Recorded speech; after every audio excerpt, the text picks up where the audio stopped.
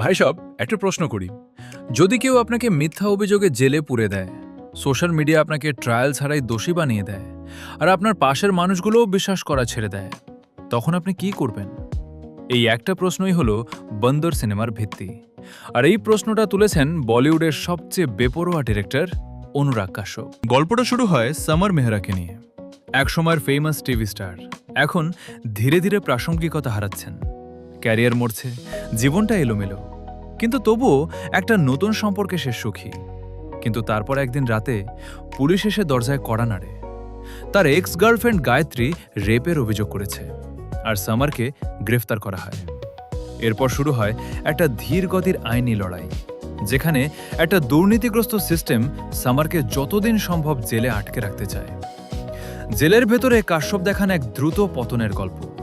সকালের ভক্তিমূলক প্রার্থনার মধ্যেও বর্বর পরিস্থিতি। বাইরে মিডিয়া তাকে দোষী বানিয়ে ফেলেছে, সোশ্যাল মিডিয়ায় ক্যান্সেল হয়ে গেছে সে, আর তার কাছের মানুষরাও একে একে সরে যাচ্ছে। ফিল্মের আসল বার্তা হলো, অভিযোগ করা মাত্রই নির্দোষিতা হারিয়ে যায়। কোর্ট রায় দেওয়ার আগেই জনতা রায় দিয়ে দেয়। এটাই বন্দরের কেন্দ্রীয় theme.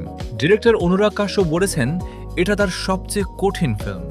Cancel culture, post MeToo social landscape, আর ভারতের ত্রুটিপূর্ণ বিচার ব্যবস্থা, তিনটা বিষয় একসাথে এই ফিল্মে।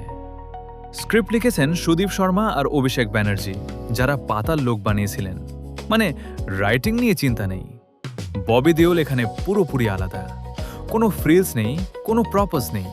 একজন অসহায়, উদ্বিগ্ন মানুষের ভেতরের যন্ত্রণাটা তিনি পর্দায় এমনভাবে দেখিয়েছেন যা আগে কখনো দেখা যায়নি। সাথে আছেন শান্না মালহোত্রা সামারের বোনের ভূমিকায়, সাবা আজাদ গার্লফ্রেন্ড হিসেবে, শাবনা পাবি গায়ত্রীর চরিত্রে, আর বিশেষভাবে মালয়ালামের ইন্দ্রজিৎ সুকুমারান আর কন্নড়ের রাজবি শেট্টি। পুরো একটা মাল্টি ল্যাঙ্গুয়েজ পাওয়ার হাউস। আর এই film TIFF 2025 Toronto international film ফেস্টিভ্যালে প্রিমিয়ার হয়েছে। মানে ইন্টারন্যাশনাল ক্রেডিবিলিটি তো আছেই। এবার সরাসরি কথায় আসি। বন্দর বলিউডের সেই চিরচেনা ছাঁচ থেকে বের হয়ে এসেছে, যেখানে হয় পুরুষ খলনায়ক থাকে, নইলে নারীকে যৌনায়িত করা হয়। এই ফিল্ম দুটোর কোনোটাই করেনি। কাশ্যপের কাছে পুরুষত্ব একটা ফোলানো আড়ম্বর, আর যে পুরুষ নিজেকে দুনিয়ার নিয়মের উপরে ভাবে, সেই পুরুষই একদিন পড়ে যায়। তবে সমালোচকরা বলছেন, ফিল্মটা কোনো স্পষ্ট বক্তব্য রাখতে পারেনি। মিথ্যা অভিযোগের বিষয়টা তুলতে গিয়ে নারীর দৃষ্টিভঙ্গিটা অনেক দুর্বল থেকে গেছে। কিন্তু ববি দেওলের পারফরমেন্স, গাঢ় সার্কাস্টিক হিউমার, আর জেলের ভেতরের মানুষগুলোর ছোট ছোট গল্প, এগুলো ফিল্মটাকে দেখার যোগ্য করে তোলে। বন্দার একা সাহসী ছবি, অস্বস্তিকর প্রশ্ন তোলার সাহস আছে। কাশ্যপের অন্ধকার দুনিয়া, ববি দেওলের সেরা অভিনয়, পাতাল লোকের রাইটার টিম, এই কম্বিনেশন মিস করার না। তবে যদি সহজ উত্তর খুঁজতে যান, হতাশ হবেন।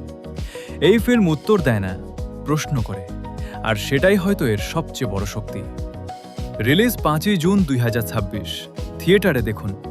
একবার দেখোগে, সোচতে রहोगे काफी देर तक।